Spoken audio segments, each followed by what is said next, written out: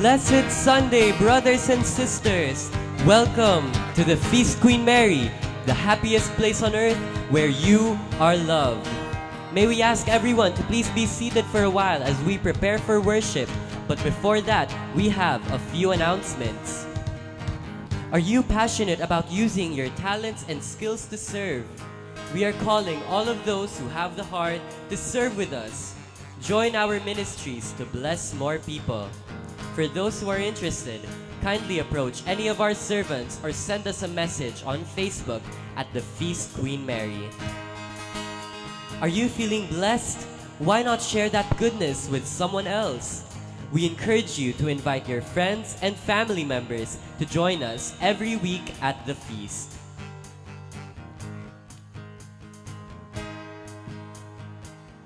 We would like to thank our regular tithe givers who are currently supporting our Feast Queen Mary Finance Ministry.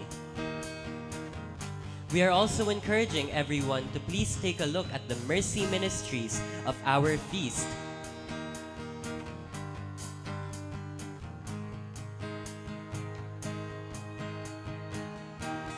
And finally, Blessed Saturday, brothers and sisters. Welcome to the Feast Queen Mary, the happiest place on earth where you are loved. Get ready to lift your voices, clap your hands, and let your spirit soar as we come together in worship. Let's all welcome our worship leader, Brother Dominic Gutierrez. Woo! Amen. Welcome to the Feast Queen Mary. Happy Sunday, brothers and sisters. Alright. Okay. So, parang hindi pa tayo ready mag-worship. Pwede tayong tumayo. Let's all stand and let's feel the presence of God here in this place today. Another week has passed and another week is to come. But I want you all to remember that this is our time. This minute, this moment is our time to worship, to praise, and to glorify God's name because you are God's gift to this church. Amen? Amen. Amen. Let's worship the Lord, brothers and sisters.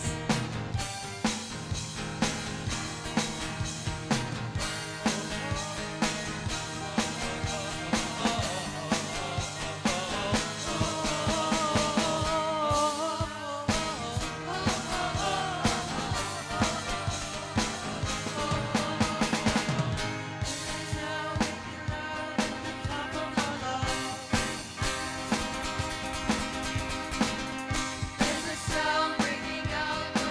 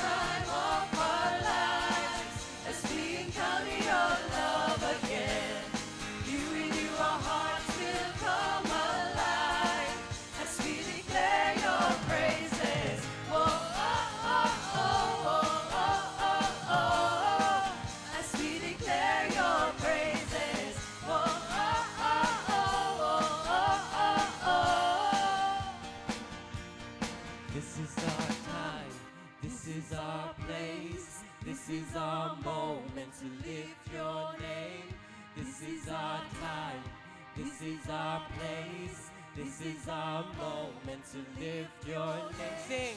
This is our time. This is our place. This is our moment to lift your name. This is our time. This is our place. This is our moment to lift your name. Come on, Feast, let me hear you make some noise for This Jesus. will be the best time of our lives as we encounter your love again. Here in you our hearts will come alive as we declare your praises. Oh, oh, oh, oh, oh, oh, oh. As we declare your praises. Oh, oh, oh, oh, oh, oh, oh. Amen. Hallelujah, Lord. This is our time, and this is the place to worship you, to praise you, to glorify you. Amen. Amen. Lord, another week has just passed, and another week is once again approaching. And Lord, if there's one thing that stayed constant in the 7 days since we were last together, it is that you have continued to bless us. You have continued to be faithful to us despite all of our imperfections, despite all of our shortcomings. Lord, we are not worthy, but you, the Lamb of God, has redeemed us so that we are worthy. You are the reason for our service. You are the reason for our church, our ministry, and our faith. It is in you, Lord, that we find our purpose. Amen. Let me hear you shout to the Lord, brothers and sisters. Shout to the Lord, all the earth, let us sing. Power and majesty, praise to the King. Mountains bow down and the seas will roar at the sound of your name. I sing for joy at the work of your hands. Forever I'll love you, forever I'll stand. Nothing compares to the promise I have in you.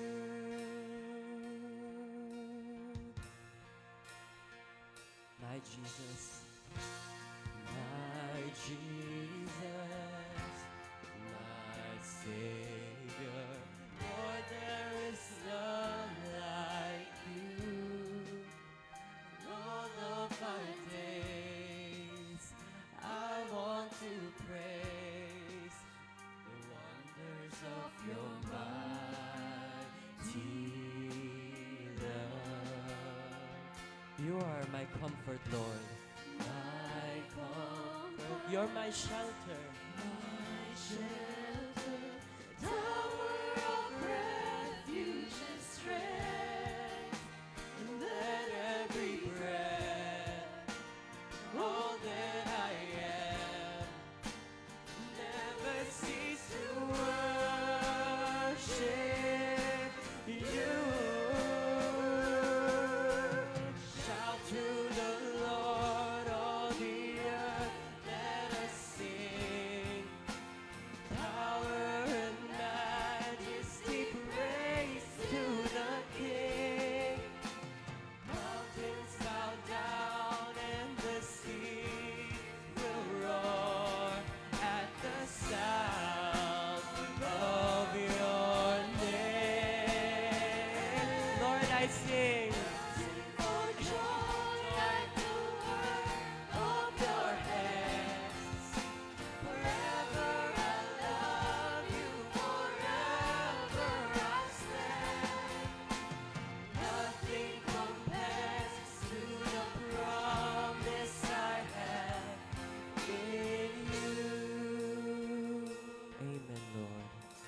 Hallelujah, Lord.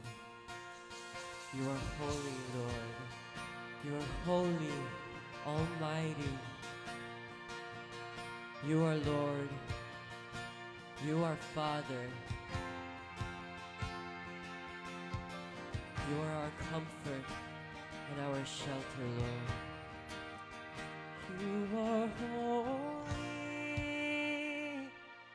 holy are you, Lord God Almighty. Worthy is the Lamb, worthy is the Lamb. You are holy, holy are you, Lord God Almighty. Worthy is the Lamb, worthy is the Lamb. You are holy, Lord. Holy,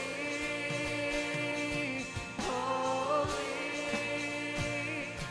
are you, Lord God Almighty. Worthy is the Lamb, worthy is the Lamb. Sing holy, Lord, you are holy, holy are you, Lord God Almighty. Worthy is the Lamb, worthy is the Lamb. Amen. You are holy, Lord. You are mighty, and you are powerful. You are our comfort, our Savior, and our shelter.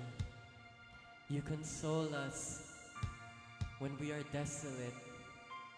You comfort us when we are afflicted. You are our home, the home that we keep coming back to.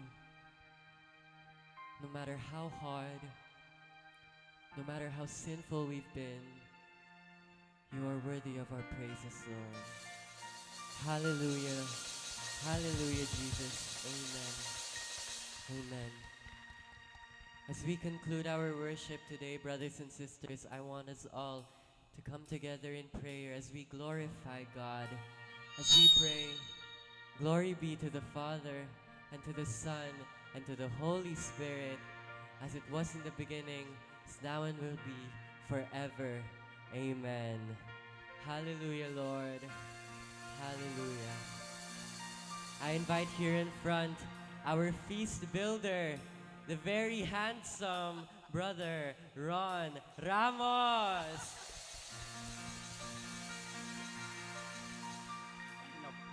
Kinabahan na naman ako dito sa sinabi ni Andre. Magandang hapon po sa atin, mga kapatid. Magandang hapon. Mabuti na lang, no? Maayos ang panahon, ano? So, mga kapatid, this is our last week of the month of June. Ang bilis ng panahon, di ba? Parang kailan lang, January, ngayon, June na. Okay, so mga kapatid, hindi ko napapatagalin ang ating celebration for today. Let's go to our series for today. And our series is entitled Generations. How you were shaped and what you can do about it. This is our last talk for today. It's titled How Each Generation Expresses Their Faith. Talk number 5 tayo ngayon. Mga kapatid, before we proceed, dala nyo ba yung inyong mga novena to God's love? Itaas po natin yan. Yung mga walang novena, ito po, dun sa mga hindi pa po nakakaalam kung ano po yung novena to God's love, ito po is yung aming maliit na booklet na kung saan may mga nakasulat po dito mga pangarap. Papakitaan ko po kayo ng halimbawa. Ano po? Ito po kay Brother Rob. Ito po yan. Nakasulat po dito 7 dreams na inyong gustong mangyari sa buhay ninyo. And ayoko na pong magyabang. At ayoko po talaga. Pero sa totoo lang po, marami na po sa atin ang mga natupad na pangarap dito. Every Saturday, pinagkaano po natin ito. Okay, So yung mga may novena to God's love, itaas niyo yung inyong mga pangarap. Kung wala naman kayong novena to God's love, itaas na lang ating mga kamay at itaas natin sa ating Panginoon ang ating mga pangarap sa buhay na hari nawa. Ito'y kanyang ipagkaloob. Sabay-sabay tayo in the name of the Father, of the Son, of the Holy Spirit. Amen. Today, I receive all of God's love for me. Today, I open myself to the unbounded, limitless, overflowing abundance of God's universe. Today, I open myself to God's blessings, healing and miracles. Today, I open myself to God's word so that I become more like Jesus every day. And today, I proclaim that I am God's beloved. I am God's servant. I am God's powerful champion. And because I am blessed, I am blessing the world. In Jesus' name, amen. Mga kapatid, let's proclaim to the Lord and praise. Something Yes, Lord. Thank you, Lord. is going to happen to me this very day. This very Thank you, Lord. something good is going to happen to me.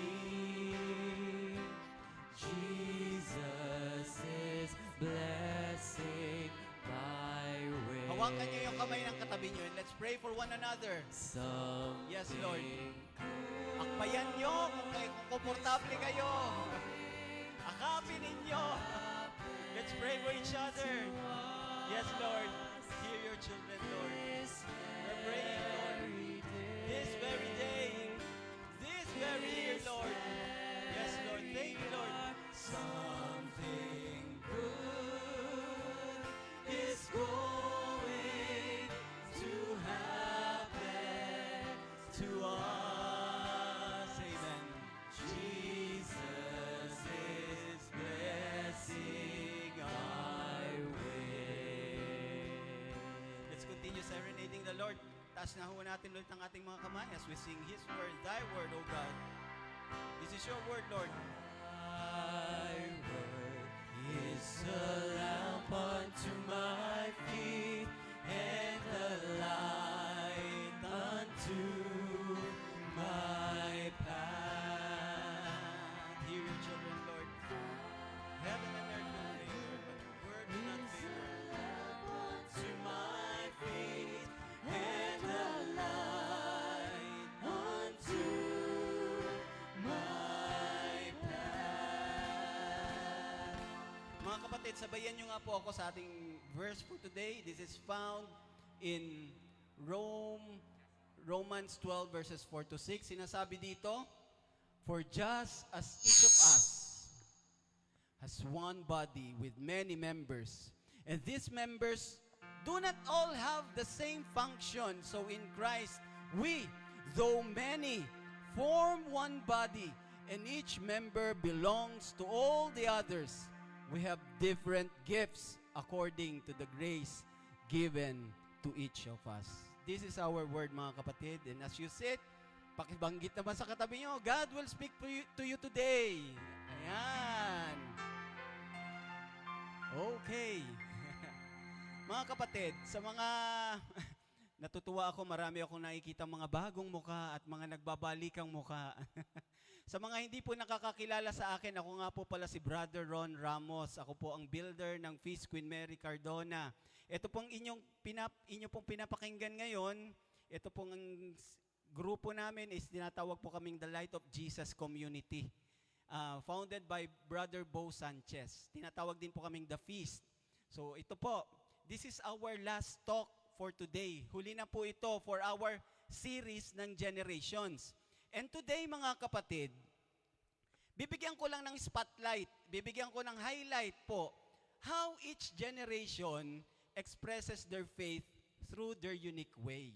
Pinag-uusapan ho namin dito sa series na ito, yung mga generations. So, generations ng mga boomers, generations ng mga Gen X, millennials, Gen Zs, at saka Gen Alphas. Iyon po yung pinag-uusapan namin for the whole 5 weeks. Ngayon, mga kapatid, ito yung gusto kong ibigay sa inyo. I I want your attention on this. Ano po itong sinasabi natin dito?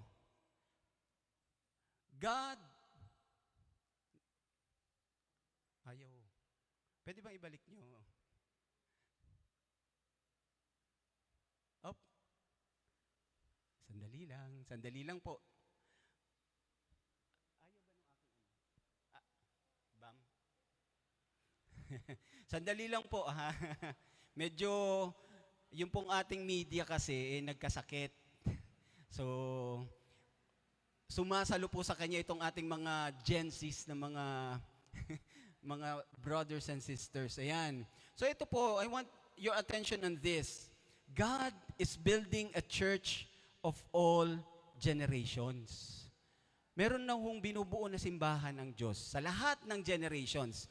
Each generation, mga kapatid, unique yung expression of faith niyan. Sa totoo lamang po, very unique. Tingnan nyo, makikita nyo ito mamaya.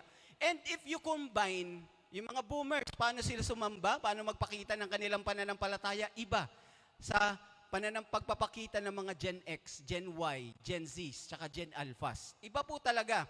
Pero pag pinagsama-sama ninyo yung different expressions of faith nitong mga generations na ito, ay para po kayong nakikinig ng choir.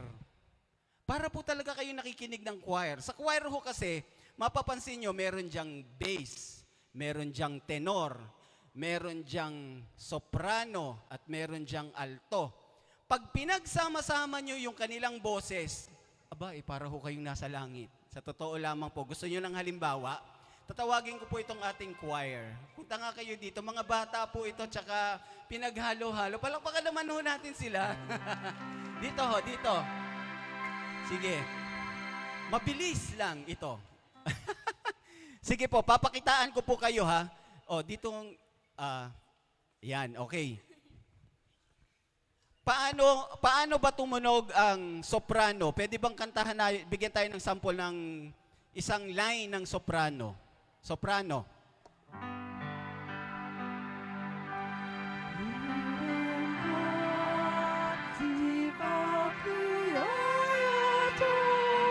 Okay, very good. Nadinig nyo ho yun? That's soprano. Papakinggan po ninyo, paano yung alto? Alto nga, pakirinig nga ng alto.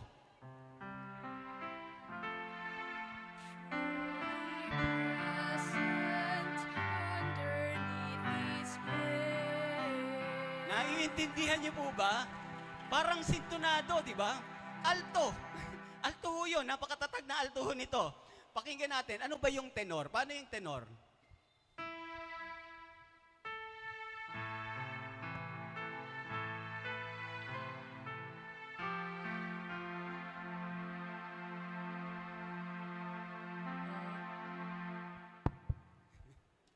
Okay, one more time. Tenor.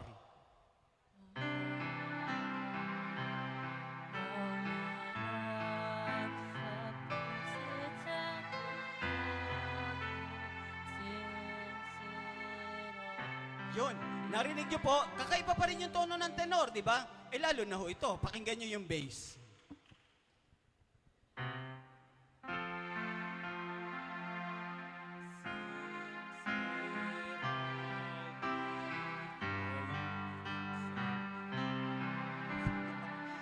Bass kasi, mababa po. So yan, mga kapatid, yan yung iba't ibang tunog. Pag sama-samahin po natin sila, gusto nyo po bang marinig? Amen? Sige nga, choir po ito ng Queen Mary. Feast Queen Mary. Pakinggan po natin sila. Ilang ho, mga selected lang po ito. Marami po sila. Ano ho? Sige po. Hidden God, devoutly I adore you. Truly present underneath these veils. All my life, so this is up before you. Since it all before you, face and face. Yay! Di ba? Iba't ibang expressions, iba't ibang tono. Pag pinakinggan natin sila isa-isa, maganda na rin. Pero pag pinagsama-sama po natin sila, di ba? mas magandang pakinggan. Parang ganun po yung gusto naming iparating sa inyo, mga kapatid. Ano po ba yung sinasabi ni Saint Paul about this? Sabi ni Saint Paul sa Romans 12 verses 4 to 6, "For just each of us has one body with many members, and these members do not all have the same function. So in Christ we, though many, form one body, and each member belongs to all the others. We have different gifts according to the grace given to each of us." Ayan ho mga kapatid. Pag binabasa natin itong passage na ito, sinasabi dito that each of us has unique gifts to offer the church. Bawat isa sa atin, meron tayong mga unique. Unique ho talaga. Sa inyo lamang yan na mga bagay na pwede nating i-offer sa simbahan. Parang perhaps narinig nyo na ho itong istorya na ito. Nagtatalo yung mga internal organs tsaka yung body parts ng katawan. Sabi nung utak, ako ang pinakang mahalaga. Sabi ni utak. Kasi kung hindi ako magpa-function, hindi gagalaw ang lahat ng katawan natin, including ikaw, puso. Sabi ni puso, hindi. Ako ang pinakang mahalaga. Ako yung nagpapump ng rugo.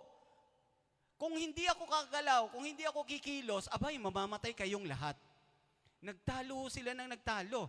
Nagtalo si utak at si puso, talo ng talo. Alam niyo nangyari? Tanong niyo ko ano? Yung puwet nagalit. Sabi ng puwet, sige, away kayo ng away. Titikom na lang ako. Tumikom yung puwet. Isang araw, nag-aaway pa rin yung puso at ang utak. 2 araw, okay, nagsisigawan pa rin sila. 3 araw, okay pa rin. Ebay nung 4 na araw, 5 araw na, sarado pa rin yung puwet. Mamamatay na kami, sabi ng utak at puso. Bumukas ka na at ikaw ang pinakang importante sa lahat. Mga kapatid, ganoon ho tayo. Meron tayong sariling function. Hindi ko mo pinakang akala mo, napakaliit ng ginagawa mo. Hindi. Hindi. Napakahalaga ng ginagawa mo. At yung ginagawa mo, very unique sa church. Mga kapatid, I invite you, nabasahin nyo yung passage natin from the Lens Generations. Lens Generations. In this series, mga kapatid, ano ba yung naintindihan natin? That each generation is uniquely gifted. Diba? Bawat henerasyon, iba't iba talaga yung gift niyan. Meron niyang sariling strength and weaknesses. Because nabago nahubog sila according sa kanilang circumstance. Yung mga boomers, diba? Nahubog sila nung panahon nakakatapos pa lang yung gera. So nagtatayo pa lang yung mga institutions natin. Yung mga Gen X, nahubog sila na pinalaki sila ng mga boomers, kaya medyo mahigpit. Di ba? Ganun ho yun. Different is amazing, mga kapatid, and different is part of God's plan. Pagiging iba natin, part 2 talaga ng plano ng Diyos yan. God uses our generational uniqueness to build the church. And today, mga kapatid, ito yung aking malaking mensahe po sa inyo. You are a wonderful gift to the church. Amen? Tingnan nga po ninyo yung katabi ninyo. Yan ba isang napakagandang regalo sa ating simbahan? Di ba? Bawat isa dyan, isang napakagandang regalo. Mga kapatid, I hear this kind of talk very often. Talagang madalas ko itong marinig. Yung mga bata, about young people, sinasabihan yung mga matatanda, sinasabi ng mga matatanda sa mga bata. Itong sabi ng mga matatanda, grabe na yung mga bata ngayon. Di ba? Ang tatamar, Gen Z kasi. Oh, may mga matatandang gano'n nagsasabi. Marurupok, Gen Z kasi. Parang, alam mo ba ba't ganyan iyan? Mantigas ng ulo. Millennial Ganyan yung mga naririnig ko po, sa totoo lamang. Entitled raw. Pero yun namang mga bata, sinasabihan yung mga matatanra. Sabi ng mga bata, ang hirap namang magpalaki ng mga magulang ngayon, bantitigas ng ulo. Diba? Sinasabi ho yan ng mga bata. Minsan nga sinasabi, hindi nga nila maintindihan yung mundo ngayon Jurassic kasi. Di po ba? Jurassic ba? I want to hallucinate. I want to hallucinate, medyo malalim. Gusto ko pong isipin na sa feast, wala pong ganyan. Amen? Tama ba ako? Sa feast, walang ganyang nagsasalita, at least sa pagkakaalam ko. Mga kapatid, the feast is a multi-generational house of faith. Tingnan nyo na lang po yung mga nakapalibot sa inyo. Yung mga kumanta dito kanina, mga Gen Zs po yan. May mga Gen Alpha pa. Di ba? May Gen X and Millennials kasama daw. Mga tumutugtog. Ganyan ho yan eh.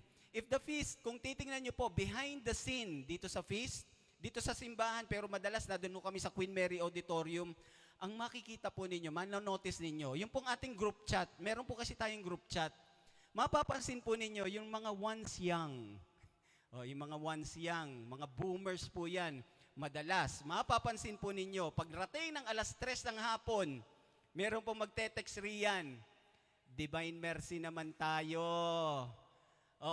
Yan po ang pundasyon ng feast, ang aming intercessory ministry. Palakpakan naman natin sila. Every 3 p.m., napaka-ganyan po sila. Tapos, before, during, and after the feast, makikita nyo po yung ating mga titos and titas, pati na rin yung ating mga kuyas and ates. Anong ginagawa nila? Inaayos yung mga ating equipment, yung ating laptop, itong ating screen. Meron na daw tayong screen committee ngayon. Meron nung nag-volunteer sa kanina. Ginagawa po nila yan before, after the feast. During and after the feast. Ngayon, nakita niyo po yung ating mga sumasayaw.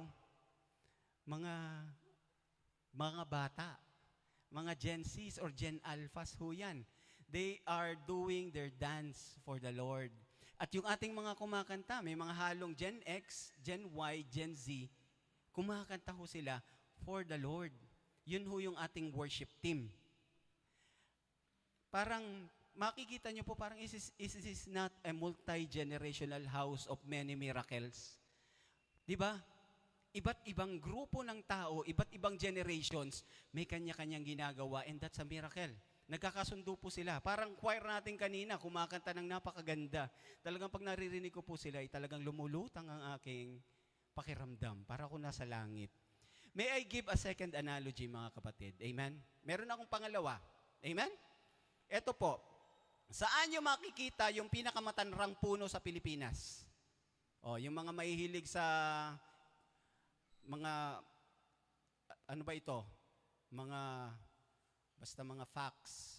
Saan makikita ang pinakang lumang, pinakamatanrang puno sa Pilipinas? Ito po yun, ipakita ko sa inyo. Kita nyo po ba? Medyo malabohan eh.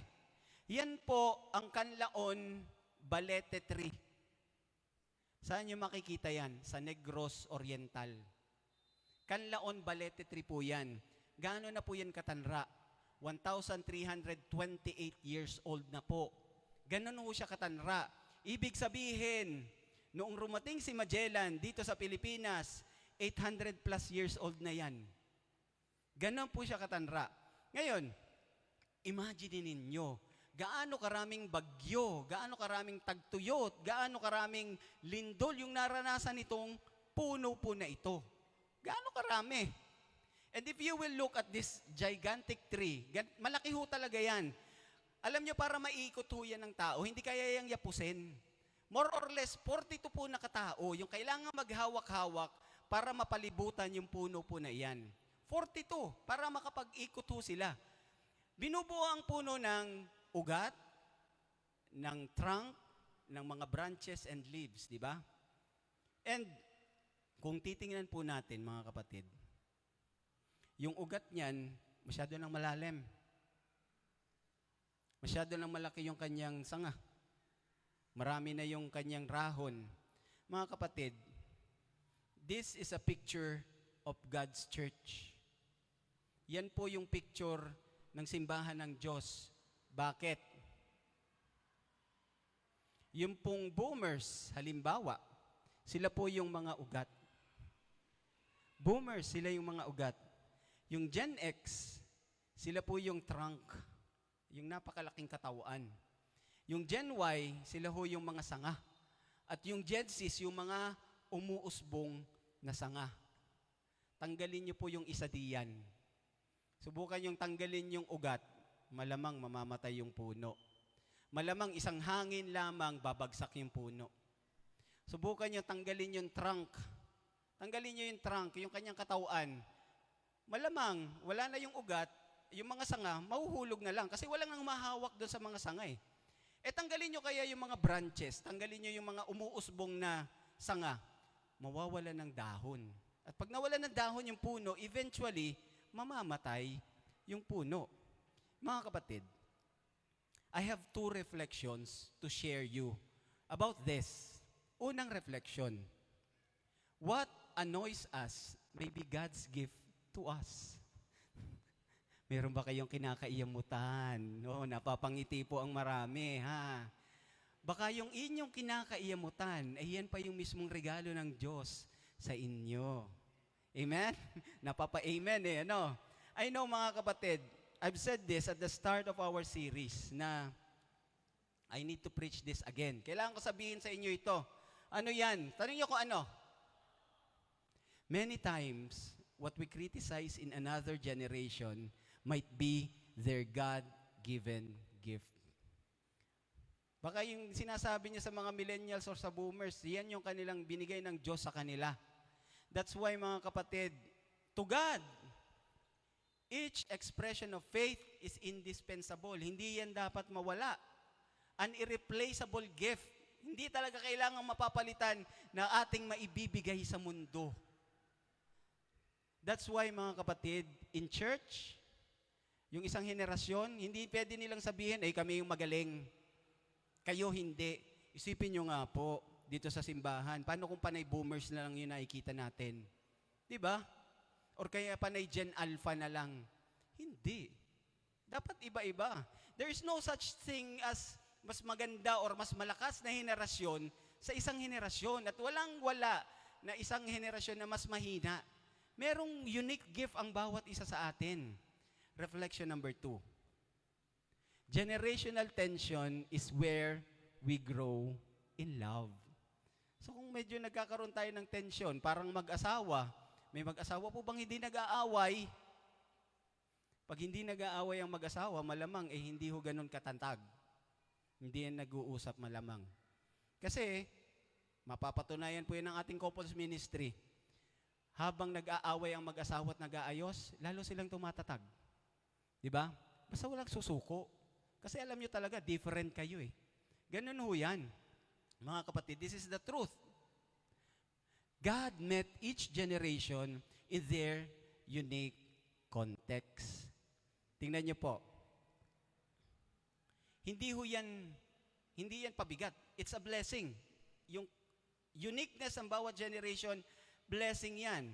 For our goal, mga kapatid, is not uniformity. Hindi dapat tayo pare-pareho, but unity in the same spirit. If handled well, yung tension, growth yung mangyayari. Mga kapatid, tingnan niyo po ito. How each generation expresses their faith. Because each generation, di ba, sino naghubog dyan? Yung kanilang mga pinagraanan, yung kanilang mga nakapalibot sa kanila. Yun talaga eh. Yun ang kung ano sila ngayon, yun ang kanilang pinagdaanan noong panahon nila. And that offers a special gift for the church. Una, tingnan nyo po, boomers. Anong gift ng boomers? Ito po, the gift of fidelity. Ang mga boomers daw po ay mga tapat. Di ba? Anong binibigay naman ng Gen X? The gift of discernment. Mapag-isip ang mga Gen X. Ano naman ang binibigay ng mga millennials? The gift of compassion. Mga bata. At Gen Zs, ano nila? The gift of prophetic fire. Mga kapatid, ganito ha. Explore natin isa-isa. Bibigay ko po kung ano yung sinasabi ko sa inyo. Meron lang akong konting request. Kapag tinawag ko yung generation ninyo, pwede po ba kayong tumayo? Ha? Tatayo lang, tapos papapaupuin ko na kayo, ha? O, naghahanda na. Alam nila kasi kung sino yung tatawagin kong una. Tumayo nga po ang mga boomers. Yee! Yan ho ang ating mga boomers, mga kapatid. 1946, to 1964. Yan yung mga nagpauso ng salitang syota. Yung mga boomers. Mga kapatid, sige, pwede na po kayong maupo. Growing up in an era of post-war. Kakatapos lang ng gera. Sila ho, yung mga lumaki, kakatapos lamang ang gera. So sila, yung kanilang generation, sila yung mga nagtatayo na ng mga institutions na nasira noong panahon na yon. Ngayon, eto po ang mga boomers. Paano ba nila ipinapakita yung kanilang pananampalataya? Tumango po kayo kung tama po itong aking sasabihin. Ganito raw po ang mga boomers. Boomers, nakikita niyo po ba? The gift of fidelity. They prefer clear moral boundaries and traditional teachings. Yan o yung mga gusto ng mga boomers, mga traditional. Ano pa daw? They uphold hierarchy and authority. Sumusunod po sila dun talaga sa merong boss.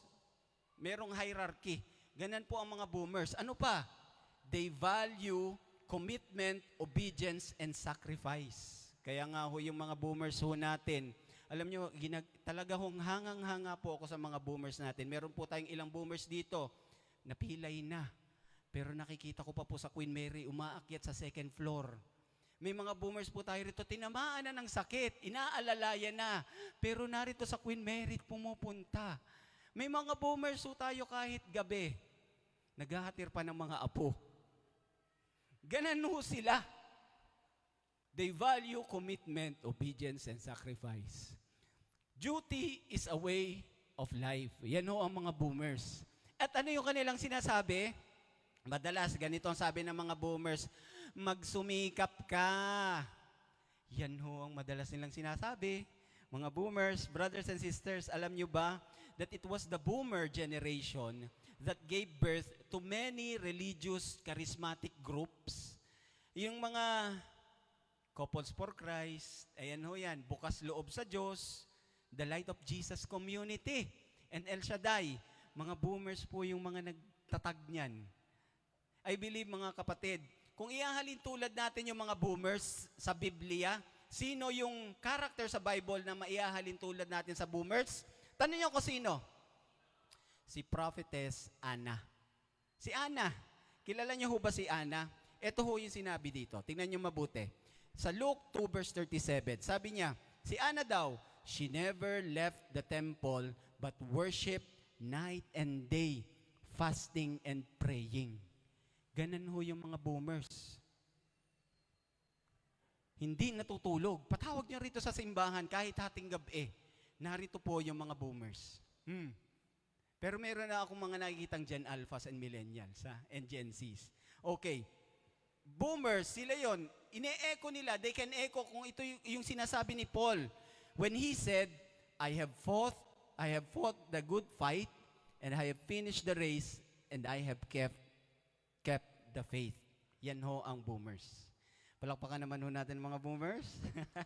Gen X. Tumayo ang mga Gen X. Woohoo! Oy, di ba? Natayo rin ako. Gen X ako eh. Mid-1960s and mid-1980s to mid-1980s. So sila ho yung mga Gen X. Sige, pwede na kayong maupo mga kabarkada. Gen X, alam nyo mga kapatid, yung panahon namin, doon namin nakita na bumagsak ang mga institusyon. Nagkaroon ng martial law. Panahon ho namin yan. Nagkaroon ng people power. Yung Vietnam War, panahon ho namin yan. Yung AIDS crisis, sa panahon ho yan ng mga Gen X. At yung mga skandal ng mga televangelist tsaka mga pare, panahon po namin yan, Gen X. So, ano natutunan namin? Natutunan namin na yung mga bagay hindi laging tama. Yun ho yung natutunan ng aming panahon. Thus, many of us, Gen X, mga naging skeptics, quietly, self-reliant. Sa totoo lang po, ako po, naging ganun po talaga ako. Gen X expressed their faith in this way. Ano ho ba yung ginagawa namin? Ito po, Gen X, they prioritize integrity over outward appearances. They demand that faith be grounded in reality. Ganan po kami. Ano pa? Compared to boomers, They are less idealistic, less rigid, and less rule-based. Hindi na kami masyadong sumusunod. Hindi naman kagaya ng sobra-sobra sa boomers, pero meron kaming kabawasan na. Ano pa? They have the ability to ask hard questions with honest faith. Ganun po ang mga Gen X. In fact, mga kapatid, in another study, sinasabi ang Gen X daw, marami ho sa amin, medyo nawala na ho ng tiwala sa religion. Nung panahon ho namin na kami lumalaki, muntik na rin po ako. Nung ako po yung nag-aaral. Talaga, sa totoo lamang po. Sino yung biblical figure na maihahalin tulad sa amin, sa mga Gen X? Tanong niyo ko sino? Si Tomas. Si Doubting Thomas. Yan ho yung maihahalin tulad natin sa mga Gen X. Kasi, masyado kaming honest. Masyado kaming honest sa aming mga alinlangan. Masyado kaming honest sa aming mga doubts. So, Jesus did not reject Thomas, but instead met him in his doubts. Ano yung sinabi ng ating Panginoong Jesucristo kay Tomas? Sabi dito, "Put your finger here, see my hands. Reach out your hand and put it into my side. Stop doubting and believe." Thomas said to him, "My Lord and my God." Ito po yung Gen X faith, aming paniniwala. Kami po ay tested, kami tapat at totoo. Gen X, mga kapatid, challenge us with the words of James. Ano yung sinasabi ni James? "Don't be doers of the word and not hearers only, deceiving yourselves." Mga kapatid, isa sa aming mga sinasabi sa Gen X, yung mantra namin, we are leaders by example. Hindi ho kami basta-basta turo ng turo. Dapat makita nila sa amin yung gusto naming ituro sa kanila. Ganan po ang mga Gen X. Palakpakan naman ho natin ang mga Gen X. Yee! Dito na tayo sa mga millennials. Tayo nga yung mga millennials. Mid-1980s to 1996. Mga millennials, meron ba? Wow! May millennials tayo. Nag-iisa. Ay, dalawa. Millennials, mga kapatid, nung sila'y nagkaisip, dito na po yung globalization. Globalization na. The rise of the internet. Dito na po sa mga millennials, the economic stress that caused massive inequality. Panahon nila yan. Thus, paano nila ipinapakita yung kanilang pananampalataya? Ganito po ang mga Gen Y, mga millennials. Ito po, the gift of compassion.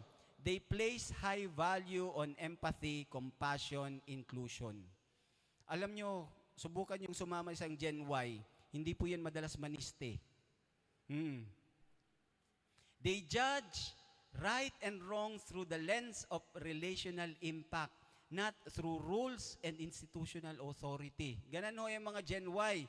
They blend classic beliefs in God with an experience-driven spirituality. And because they saw injustice up close and they could not look away, they want their faith to mean something, do something, and change something. Hindi nyo ho siya nakikita, no?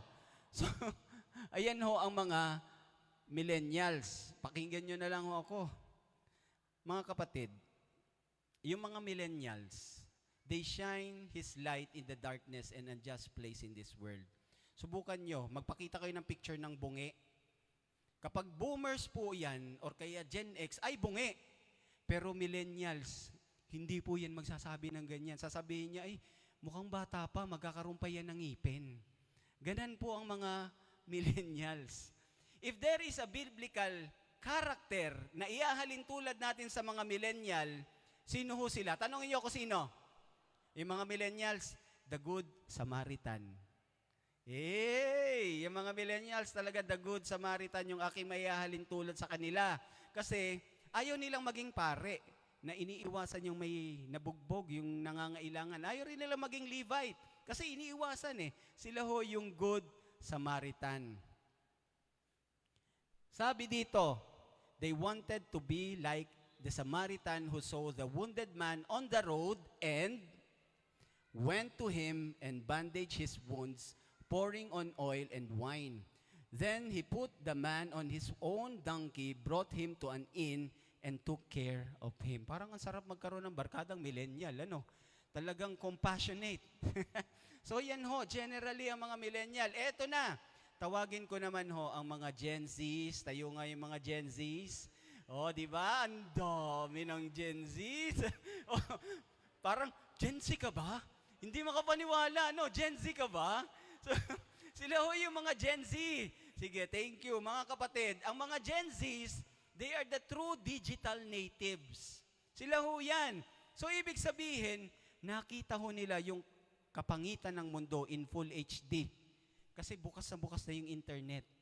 Ganon ho yung mga Gen Z. Mga gera, mga political corruption, yung mga kasakiman, mental health crisis. Gen Z ang madalas hong makakakita niyan. Kasi talagang ano ho sila sa internet. Ganyan ho ang mga Gen Z. Thus, paano pinapakita ng mga Gen Z ang kanilang pananampalataya? Their gift is honesty. They want the church to be real, authentic, accountable. Kaya nga, di ba, merong isang bansa, sino yung mga nagwala? Mga Gen Zs. Dahil sa internet. Di ba? Nagtawag. Ano pa? Gen Zs, they want the church to be socially engaged. Tama ba ako? Kung makikita niyo po yung ating page, Gen Z din ho yung madalas nag-i-input dyan. So, yan ho ang Gen Z. Ano pa? Gen Z, they want the church to be safe, a safe place for those who live in the margins. Who live in the margins. Ayan. Their brand of Christianity can be described as spiritually open, institutionally cautious, justice-driven, and mental health-aware Christianity. So mga kapatid, yan yung mga Gen Zs. Ngayon, sa mga Gen Z, sinong karakter ang ating maihahalin tulad sa kanila? Tanyo ko sino, mga Gen Z? Si Prophet Jeremiah. Si Jeremiah, wow. Bakit? Kasi bata pa ho si Jeremiah nung tinawag siya ng Diyos. At doon sa kanyang kabataan, tumanggi si Jeremiah. Sabi ni Jeremiah, paano ko sila kakausapin? Masyado akong bata. Yun ang sabi ni Jeremiah. Pero ano sabi sa kanya ng Diyos? Tingnan niyo po. Sabi niya, do not say, I am too young. You must go to everyone I send you to, and say whatever I command you. Do not be afraid of them, for I am with you and will rescue you, declares the Lord. Mga Gen Zs, huwag kayong masyadong matakot na kayo'y bata. Mga kapatid, akin pong ipinagmamalaki sa inyo, ang akin pong mga co-preachers po dito, mga Gen Zs. Ang akin pong madalas na mga nakakasama dito sa pag nagwo-worship, Gen Z and millennials. Although, huwag kayong magtampo mga boomers and Gen X people, ha? Hindi ko kayo nalilimutan. Yun po. Like Jeremiah, mga kapatid, Gen Z's prophetic fire is not like arrogance. Pag nagtanong mo talaga yan, matinding magtanong, but a gift to the conscience of the church. May mga Gen Z's po na nagme-message sa misis ko na hindi po siya boomer, ha? Gen X po yan. Talagang nagugulat po ako sa mga tanong ng mga Gen Z sa kanya. Talagang matindi hong magtanong ang mga Gen Zs. Mga kapatid, when the young challenge us, kapag sina-challenge tayo ng mga bata, huwag niyo silang patamhimikin. Do not silence them. Makinig ho kayo at isiping mabuti kung ano yung gusto nilang malaman. Sa totoo lamang po, countless of times in history, ginagamit ho yung mga bata para tawagin ang kanyang mga tao pabalik sa kanya. And in fact, gusto ko itong sabihin, ang feast ho natin, talagang ang gusto talaga ngayon, mga Gen Zs. Sa susunod, makikita po ninyo. Amen? Mga kapatid, the church must nurture each generation's gift. Kasi walang ang isang henerasyon na makikita sa isang picture lang.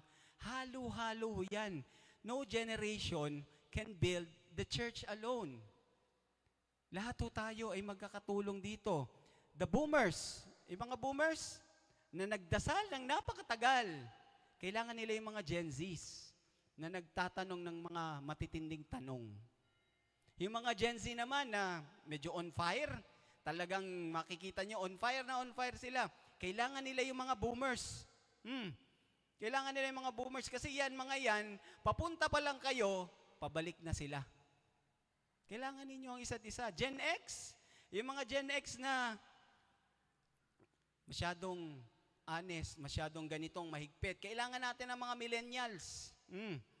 Kasi yung mga millennials, nagbibigay yan ng bagong pintuan para sa atin. And the millennials also need the Gen X. Together, mga kapatid, ang ating mga henerasyon, isa itong simbahan. Amen? Bawat generation, isa itong simbahan. Rooted, grounded, compassionate, and courageous. Alam niyo mga kapatid, as I end, may mga nakikita po ba kayo mga Gen Alpha dito? Meron ako nakikita. Mga Gen Alpha, meron ba? Gen Alpha? Meron po. May mga bata. Habang ako nasa harapan ninyo, pag nagpe-pray ho tayo, tapos nakakakita ako ng mga bata, sama ho natin itong mga 15 years old pababa, na itinataas yung kamay nila na napaka-rubdob ng magdasal. Sobra-sobra ho talaga. Nakikita ko pa yung iba umiiyak. Mga kabataan ho ito raising their hands high. Nakapikit, umiiyak pa yung iba. Singing with so much passion. Sa ating mga worship sessions, have you seen how good? Naku, tumatalon pa yan. Tapos, I'm laying down my plans. I'm lifting up my hands. Mga Alpha, mga bata. Gen Z to Gen Alpha, mga bata, tumataas ang kamay. Alam niyo, pag nakikita ko sila, talagang ako ho'y natatouch. Sa totoo lang, ako'y natatouch pag nakikita ko sila. For that, every moment, mga kapatid, para akong binubulungan ng Diyos Sinasabi sa akin ng Diyos, yan na yung bunga ng ginagawa ninyo. Amen? Yan yung bunga ng ginagawa ninyo. Yung mga bata hindi na liligaw. Maganda yung direksyon. Diba? Today, mga kapatid, yung aking pinagdarasal, itong ating mga kabataan, ma-inherit nila yung healthy feast family. Hindi nag-aaway-away, nagtutulungan. Hindi nagpapataasan. Nagbubuhatan sa isa't isa. Hindi nagdaramot. Yan po yung gusto namin talagang makita. And they fall in love with Jesus. Talagang mamahalin nila ang ating Panginoong Jesucristo. Ibibigay ang kanilang buhay para sundin ang ating Panginoon. And learn to love others. Kung paano magmahal ang Diyos, ganoon din silang magmahal sa kanilang kapwa. Mga kapatid, together, let's build a loving family. A loving feast family. Kung saan yung ating mga future generations can serve God together. Amen? Mga kapatid, you are a wonderful gift to the church. Amen? Palakpakan naman ho natin ang isa't isa. At pakisabi ulit sa katabi, you are a wonderful gift to the church. Amen. Amen. Anyayahan ko kayong tumayo as we sing and say our response dito sa sinasabi sa inyo ng Panginoon. Let's pray in the name of the Father, of the Son, of the Holy Spirit. Amen. Lord Jesus, thank you for this day. Maraming salamat, Panginoon. Iaalay ko lalo ang aking buhay dahil sa aking napakinggan. Igagalang ko ang aking kapwa. Mamahalin ko ang aking kapwa. Magiging mapagbigay ako sa aking kapwa. At magiging tapat ako sa iyo. Maraming salamat, Panginoon. Maraming salamat sa lahat-lahat. Hindi aksidente na ako'y narito ngayon. Talagang ako'y tinawag mo para mapakinggan ang iyong mabuting balita at maging blessing ako sa mundo. Maging blessing ako dito sa Cardona at maging blessing ako dito sa mundo. This we ask and pray in the mighty name of Jesus. Amen. So mga kapatid, Let's sing our response. Kung alam niyo ito, itaas niyo yung kamay ninyo. Kamanta kayo ng todo-todo. As we sing our praises to the Lord. Amen. As we continue to worship, I want you to close your eyes and feel the presence of our God. I want you to talk to Him, speak with Him through your heart. Lord Almighty, you are powerful and loving God. Thank you for this wonderful generation. Thank you for the baby boomers. Thank you for the Gen X. Thank you for the millennials. Thank you for the Gen Zs and Gen Alphas. Thank you, Lord, for everything. Without them, we're not here. And we thank you for that, Lord. Thank you for this wonderful people, Lord. And we believe these wonderful people is a gift to us. Lord, thank you for this wonderful gift. And this generation, this is your church, your loving church. And we, the Feast Queen Mary, we are the loving church. To continue this, all together, let's bless and worship the Lord by every generation, mapabata, mapamatanda. Let's worship all together as one family. We sing. The Lord bless you and keep you. Make His face shine upon you and be gracious to you. The Lord turn His face toward you and give you peace. Sing it. The Lord bless you and keep you. Make His face shine upon you and be gracious to you. The Lord turn His face toward you and give you peace. Say amen.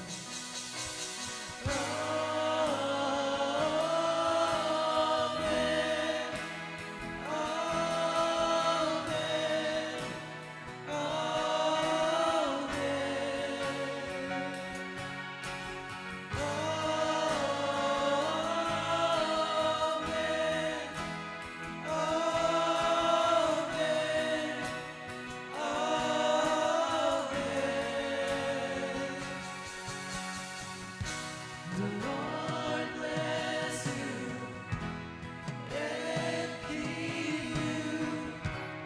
Make His face shine upon you and be gracious to you. The Lord turn His face toward you and give you peace. All together we sing.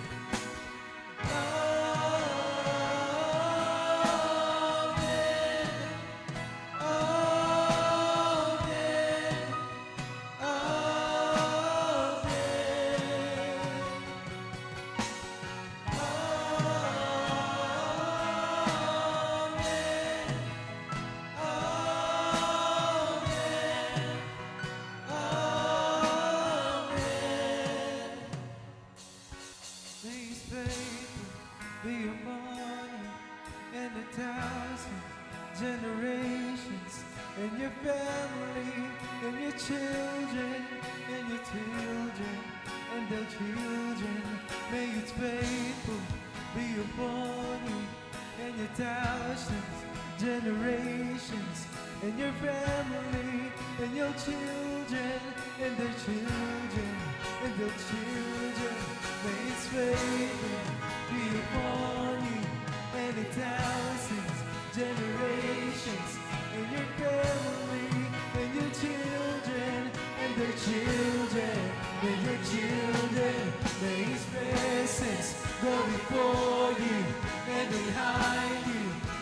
beside you, all around you, and within you. He is with you, He is with you. In the morning, in the evening, in the coming, in the going, in the laughing, in rejoicing. He is for you, He is for you, He is for you, He is for you, He is for you, He is for you, He is for you, He is for you. Amen. And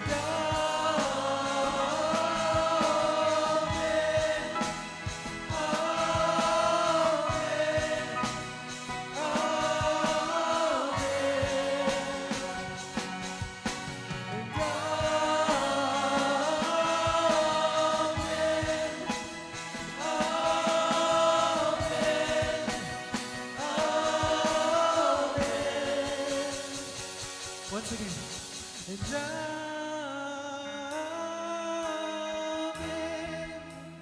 amen, amen, amen. Sing with us. And amen,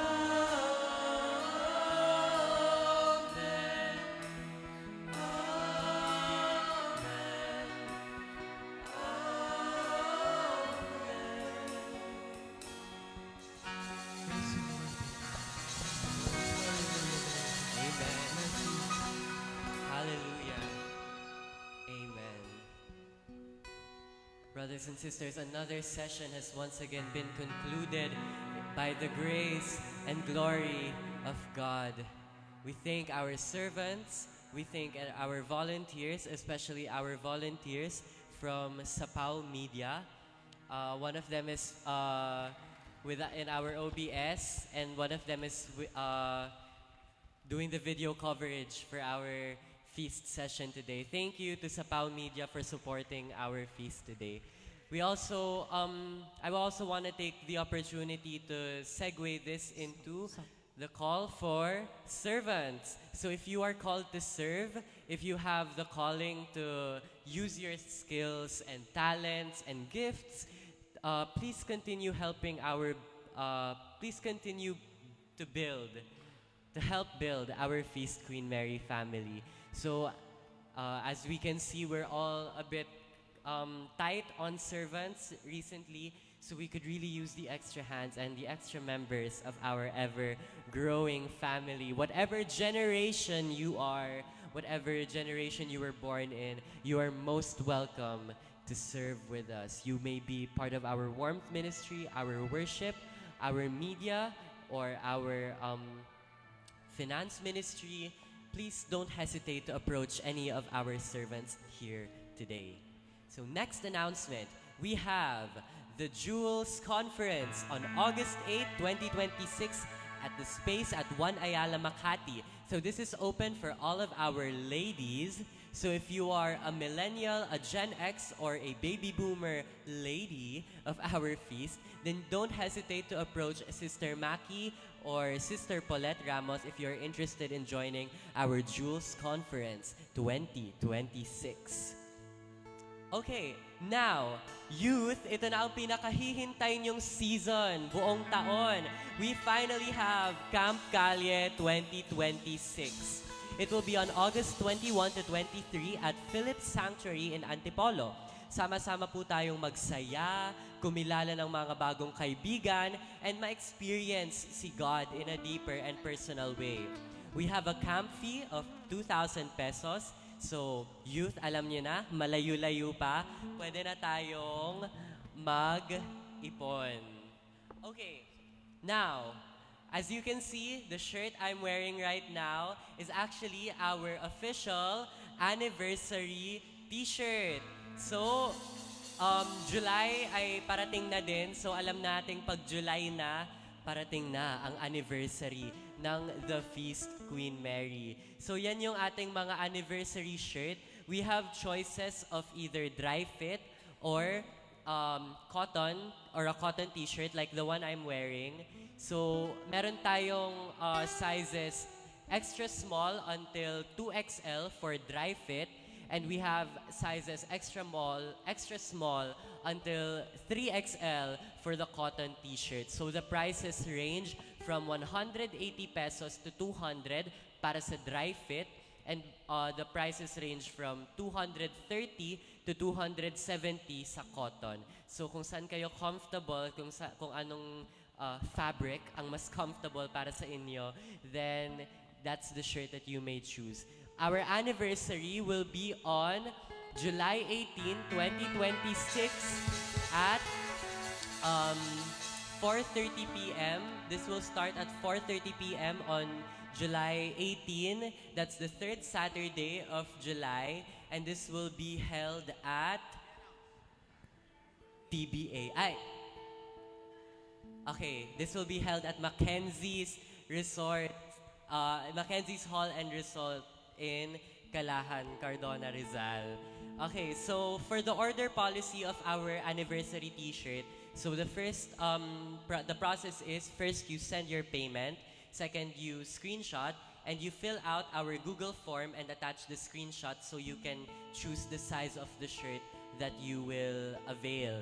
So kung medyo Gen X or baby boomer na tayo at nahihirapan sa Google Forms, we can ask our servants and our millennials to help us with the form process. Ayan, so the first batch deadline is on July 4, 2026, and our second batch deadline is on July 11, 2026. So, makukuha nyo po yung July 4 shirts on July 11 and makukuha nyo yung July 11 shirts on the anniversary day mismo. So, agapan natin para makasama tayo sa first batch. Yun lang. Thank you. Hey, thank you, Andre. Were you blessed, mga kapatid? So, ngayon ho is the last Sunday of the month of June. Dito ho tayo sa simbahan. Salamat po sa ating Kura Paroko, si Father Nante, sa pagpapagamit po nitong simbahan para sa atin. Pero sa darating po na Sabado, doon po tayo sa Queen Mary Auditorium ulit. Alas 5 ng hapon. Yun. Every last Sunday ho lang tayo dito sa simbahan po nagse-celebrate ng feast. Ayan. So mga hindi po nakakaalam, kami ho ulit yung Light of Jesus Community. It's a Catholic community founded by Brother Bo Sanchez. And you are always invited na makisama ho sa amin. Wala ho kaming, libre ho ito. At lahat ho kayo ay talagang ini-invite namin sumama dito sa amin. Amen? So were you blessed, mga kapatid? Let's raise our love offerings and tithes and we will pray for them. Maraming salamat, Lord Jesus, dito sa aming munting nakayanan na ipagkakaloob po muna namin ulit at ibabalik namin sa inyo. Salamat ho sa pagkakataon na ito po'y aming naranasan, aming ibinigay nyo sa amin para aming mapakinabangan. Nawa, Panginoon, ito pong aming ibabalik ay naway magamit ng gusto, lalong-lalo na sa pagpapalaganap ng inyong mabuting balita at pagtulong sa aming kapwa. Pag tinataas ko rin po, Panginoon, ang aking mga kapatid na nagbibigay ng kanilang time, talents, and treasures. Alam nila yung kanilang ginagawa. Bless them more, Lord, so that they can give more. This we ask and pray in the mighty name of Jesus. So mga kapatid, with a very cheerful heart, let's have our love offering. Yee! Have you seen how good the Lord is to us? To bring the world from nothing to a beautiful color. Have you seen how good the Lord is to us? To shower us in mercy for all we have done. Do you know that? Do you know that the good Lord is dwelling here as people are gathered? Let all creations cry out to Him. So we're singing, we're dancing, we're feeling this place with all of our praises. The Lord's in this place. Go, that's me. We're singing, we're dancing, we're feeling this place with all of our praises. The Lord's in this place.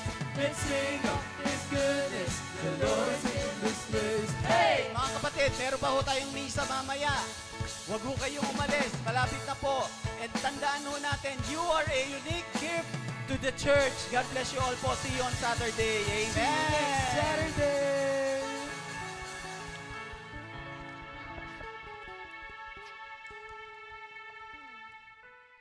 Cleansing prayer. Cleansing prayer. In the name of the Father, the Son, the Holy Spirit. Amen.